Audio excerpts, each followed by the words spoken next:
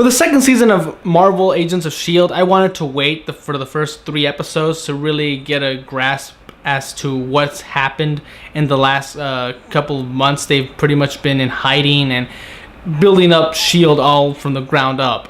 And I'm glad I did, because from what I thought, some of my accusations and predictions and concerns about the first episode were really would have been unfounded, and I would have looked like a complete moron.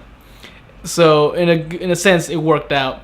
I will say I did like the little tie-in to Agent Carter in the first episode. I will like that show. It'll seem like a scavenger hunt looking for these new items, alien items hidden within Hydra bases. So I like that.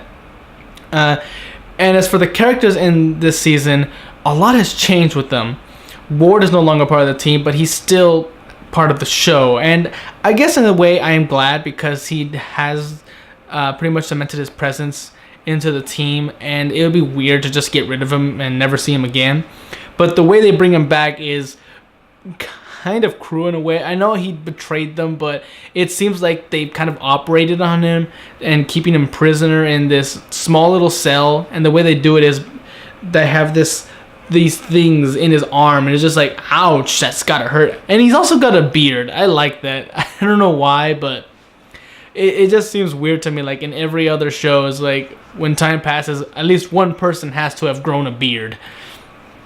Now, as to who really replaced Ward, that was a question that really confused me for the first couple episodes. At first, I thought Trip would be the one to replace him because of how he helped the team in the first season, and exactly what he brought to the team.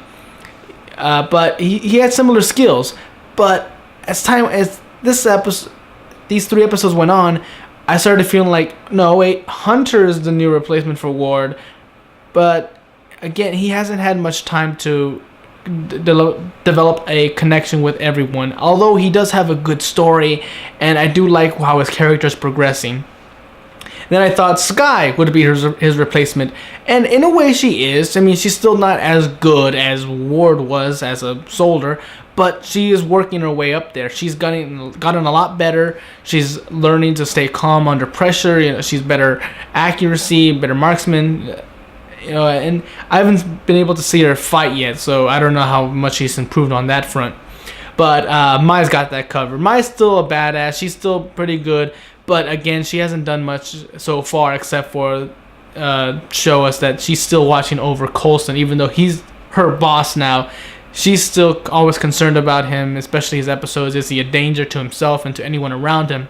And Coulson really does have his moments still of comedy, even though he is completely wrecked. He's tired. He's trying to build S.H.I.E.L.D. from the ground up, and yet at the same time, he's always having to keep secrets from his own teammates, and it's hurting him inside, but he knows he has to do it.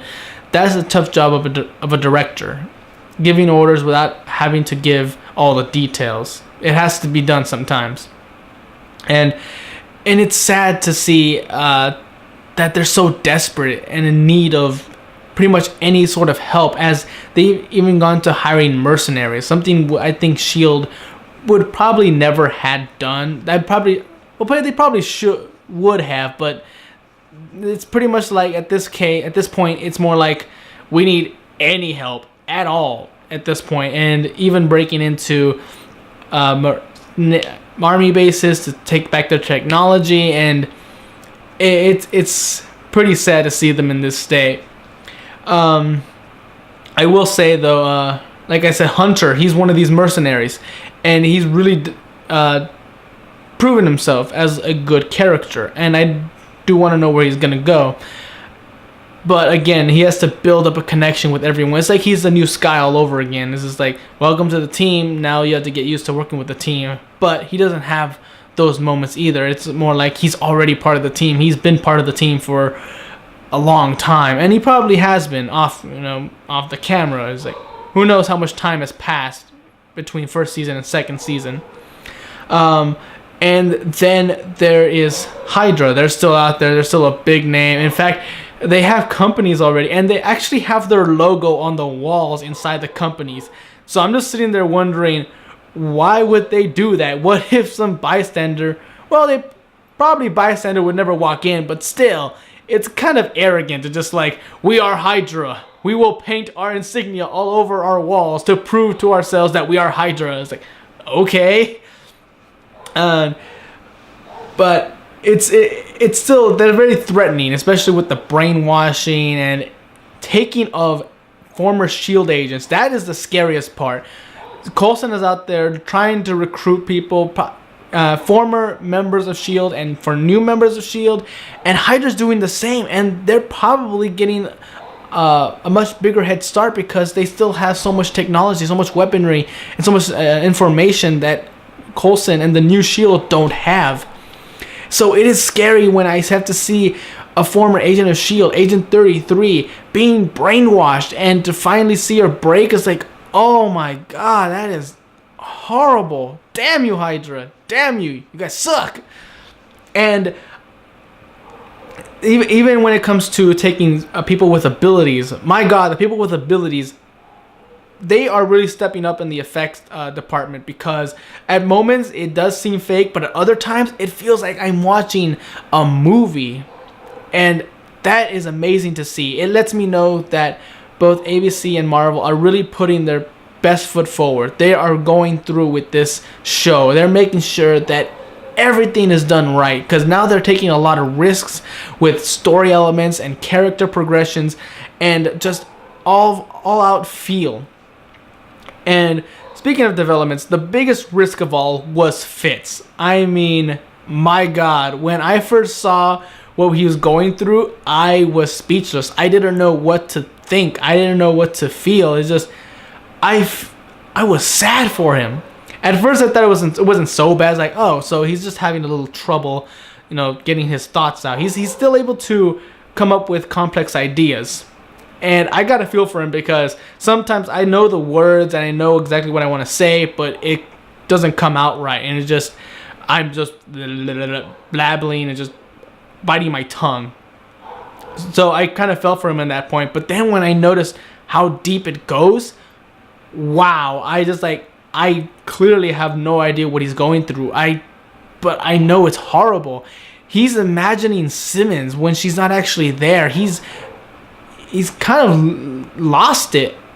He just feels alone and unneeded. And the fact that everyone is trying to kind of like tiptoeing around him is not making it any better.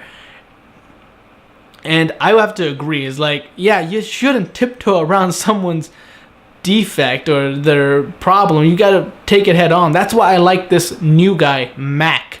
This engineer who's not really replacing Fitz, but at least there to help him along. He has the ideas, and he's the one who's able to execute it properly. So I like that now that Fitz has to pretty much have an assistant or a catalyst to get the work done, and that's great. And Mac is no bullshitter. As soon as Fitz has a problem, he'll just put him up in the face, like, "Hey man, like, let me help you out with this." So it's like, all right, and like Simmons is not there. What are you talking about? It's like he's really confronting it. So I like that. But I still have the question as to why everyone else is just so careful around Fitz, like he's a fragile creature. It's like, guys, no, he's a friend. You should be, talking to him about this. You should be consoling him. You should sit him down and have an intervention, something. But then, like I said, I had concerns that would make me look stupid now after the third episode premiered. And one of those concerns was Simmons. Why would she leave? That seems kind of cruel to do. But now that I do know, it all makes sense. It's like, okay, now I see it. It makes sense. Thank God I didn't just jump to conclusions. And to see Simmons, put herself in danger like that shows me that she's growing. She wants to play a more important role in getting S.H.I.E.L.D. off the ground again. But at the same time, you can actually assume she's doing this to get away from Fitz. She can't deal with the fact that her friend for the longest time is going through this horrible ordeal, because Fitz is always dependent on his intelligence. He has boasted about it. He depended his entire life on it, and to see it slipping away from him just like that every second of the day is not just destroying him, it's destroying Simmons. And to finally see how Fitz reacts to finally meeting Ward again. He didn't even know he was still in the base because everyone's keeping secrets from Fitz. He's being treated like a child. It really just tore me apart. It's like, yeah, to see the guy who caused all of your damage, it's got to be hard. And Fitz really matched it well. He was just in a dark place. He was just about ready to kill, or at least have Ward suffer through the same ordeal. And it's just one of those character developments that I'm so intrigued in. In fact, you can almost say this show has gone from S.H.I.E.L.D. being built up again to the Fitz show. Because I'm mostly focused on what's happening to Fitz. I'm really invested in what's going on with him. Not to say the rest of it is bad. No, it's great. It's fantastic. I like the direction this show is going. And especially like the new superpower abilities. And now to see the Absorbing Man. Creel. I liked his ability too. And really to see how he's functioning with Hydra. It makes me question, was he brainwashed as well like Agent 33 was? Because at times it didn't seem like he was. And at other times it did seem like he wasn't. But still, it was great seeing him and seeing all of his abilities, the way he changed shape. Although I will question at certain times, I wondered as to how he was able to sneak out of military bases. Because I noticed that his pants do not turn into the material that he turns into. So I'm wondering, were there times where he was walking around naked, trying to blend into the background? And even so, where would he get new pants every time?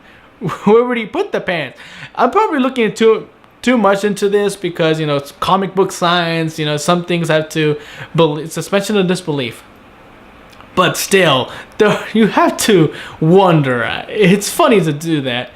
Like, just thinking about the Absorbing Man walking around a military base, butt-ass naked. Why am I imagining that? But there it is. So far, these first 3 episodes, hell yeah, fantastic. I can't wait to see where it's gonna go. I mean, they're going with a more mature storytelling and much darker character development, and I like that. I really do. And it's keeping me on my toes and making me wonder what's gonna happen next, what's around the corner, and who's gonna have a chance to really shine in every episode. Because so far, everyone has had their moment. And recently, the last two episodes, it's really been Fitz. He's had his moments of clarity, and it's really helped put everyone back into perspective. He's still part of the team. He's still important. He's still good at his job. He just needs a little help, some push from his friends. And I'm hoping they get to that soon, because they need to realize tiptoeing around him is not going to help anyone. It's just going to make things worse. Confront the problem. Help Fitz through this. I don't want to see him go through any more suffering. I think he's been through enough for a long time. So either way, great first 3 episodes. I'm probably going to do reviews on individual episodes now, just to see how it goes. And I can't wait. I'm excited. So until then, I'm Tony Dragon. Bye-bye.